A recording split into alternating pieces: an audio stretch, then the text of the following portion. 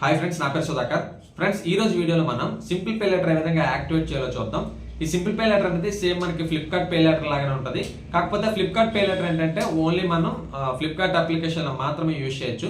But simple pay letter వల్ల చాలా ఉపయోగాలు ఉన్నాయి. లైక్ పక్కన కనిపిస్తున్న అప్లికేషన్స్ స్విగ్గీ, జొమాటో, డూన్జో, స్నిచ్, మింత్రా వీటన్నిటిలో కూడా మనం యూజ్ చేసుకుని పేమెంట్ అయితే కంప్లీట్ చేసుకోవచ్చు. మీలో చాలా మందికి పే లెటర్ అంటే ఏంటో తెలియకపోవచ్చు. తెలియని వాళ్ళకి చెప్తున్నాను. పే లెటర్ అంటే ఏంటంటే, సపోజ్ ఎగ్జాంపుల్ తీసుకుంటే మనకి సమ్ టైమ్స్ డబ్బులు ఉండవు మన చేతిలో, బాగా ఆకలేస్తుంటది. అప్పుడు మనం స్విగ్గీలో యాప్ ఓపెన్ చేసుకుని ఈ పే లెటర్ యూజ్ చేసుకుని పేమెంట్ అయితే కంప్లీట్ చేసుకుని ఫుడ్ అయితే ఆర్డర్ చేసుకోవచ్చు అనమాట. అండ్ కొన్నిసార్లు మనకి షర్ట్స్ చూస్తుంటాం మింత్రాలో కానీ స్నిచ్ లో కానీ, మంచి మంచి జీన్స్ చూస్తుంటాం. ఆ టైంకి మన దగ్గర డబ్బులు ఉండకపోవచ్చు. సో నాకు కూడా చాలా సార్లు అలాగే జరిగింది.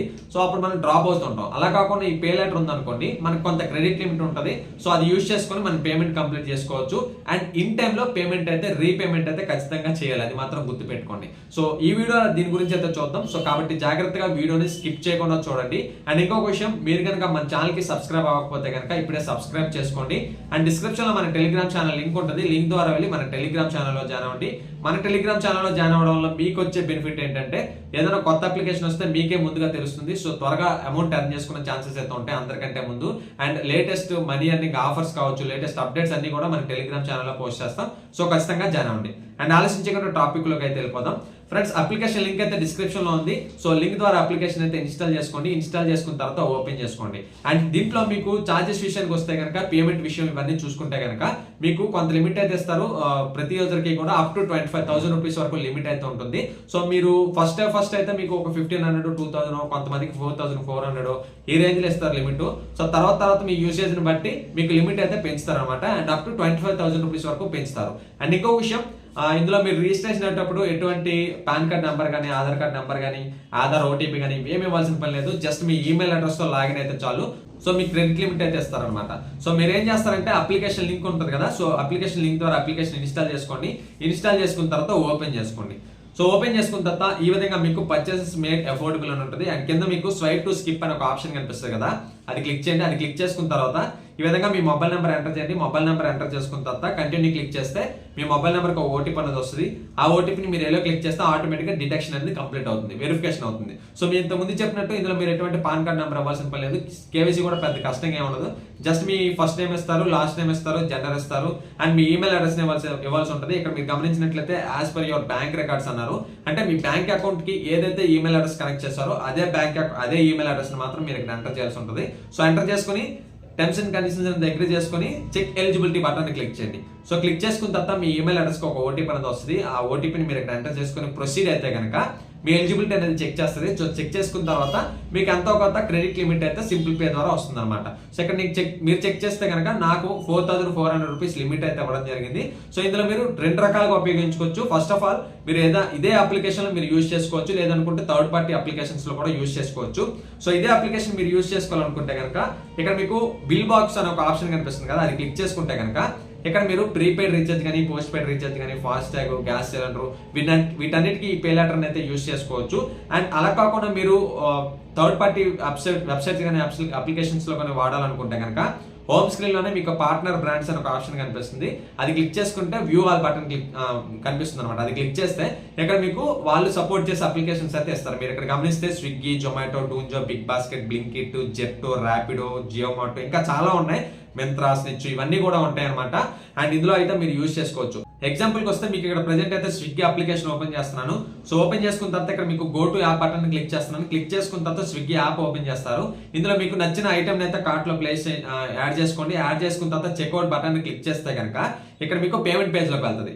ఇక్కడ మీకు పే యూజింగ్ పేటిఎం యూపీఐ ఉంది కదా ప్రెజెంట్. నేనైతే చేంజ్ బటన్ క్లిక్ చేసుకుని నేను వ్యాలెట్స్ మోర్ పేమెంట్ ఆప్షన్స్ లో నేను పే లెటర్ ఆప్షన్ అయితే క్లిక్ చేస్తాను అనమాట. So pay letter option click చేసుకున్న తర్వాత ఇక్కడ మీకు ఒక ఇంపార్టెంట్ పాయింట్ అయితే చెప్పాలి. సో అదేంటంటే, మీకు ఎవరు పడితే వాళ్ళ మొబైల్స్ లో పే లెటర్ అయితే కనెక్ట్ చేసి ఉంచొద్దు, సింపుల్ పే లెటర్ ని. ఎందుకంటే మీరు పేమెంట్ చేసేటప్పుడు ఎటువంటి ఓటీపీస్ కానీ, ఎటువంటి పిన్ కోడ్స్ కానీ ఏం అడగదు.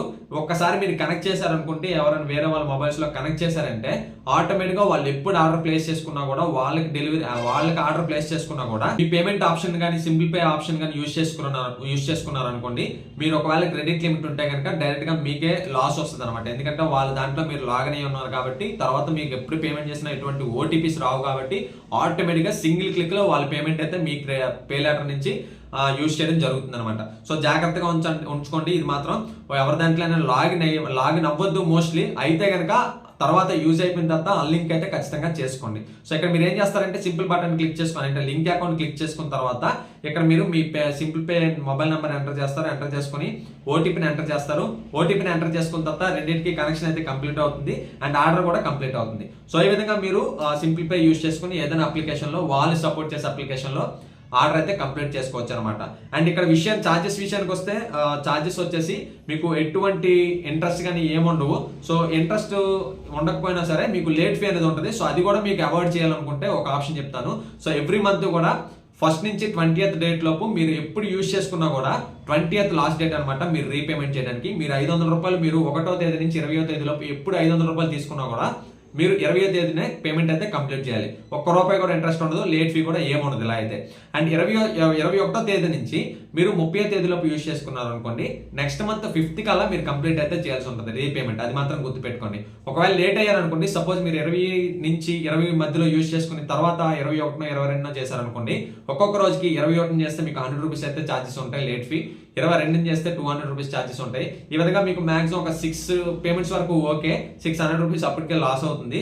తర్వాత మీరు ఇంకా లేట్ చేస్తే మీ credit score, CIBIL score effect అయ్యే ఛాన్సెస్ ఉంటాయి. సో జాగ్రత్తగా అది మాత్రం గమనించండి. సో ఈ విధంగా ఈ అప్లికేషన్ మీరు ట్రాక్ చేయాలనుకుంటే అంటే మీ ఎంత పేమెంట్ చేశారో, ఇంకా ఎంత మీకు ఉంది లిమిట్, అండ్ ఎప్పుడు మీకు రీపేమెంట్ లాస్ట్ డేట్, ఇవన్నీ కూడా మీరు ట్రాక్ చేయాలనుకుంటే కనుక సింపుల్ పే అప్లికేషన్ లో ఇక్కడ మీరు ట్రాక్ చేయొచ్చు హోమ్ స్క్రీన్ లోనే. అలాగే ఇక్కడ పే నౌ బటన్ క్లిక్ చేసుకుంటే కనుక మీరు మీ రీపేమెంట్ అయితే కంప్లీట్ చేసుకోవచ్చు. మీరు పేటిఎం యూపీఐ కానీ, జీపే యూపీఐ కానీ, ఫోన్ పే యూపీఐ కానీ సెలెక్ట్ చేసుకొని మీరు మీ పేమెంట్ అయితే రీపేమెంట్ అయితే కంప్లీట్ చేసుకోవచ్చు అనమాట.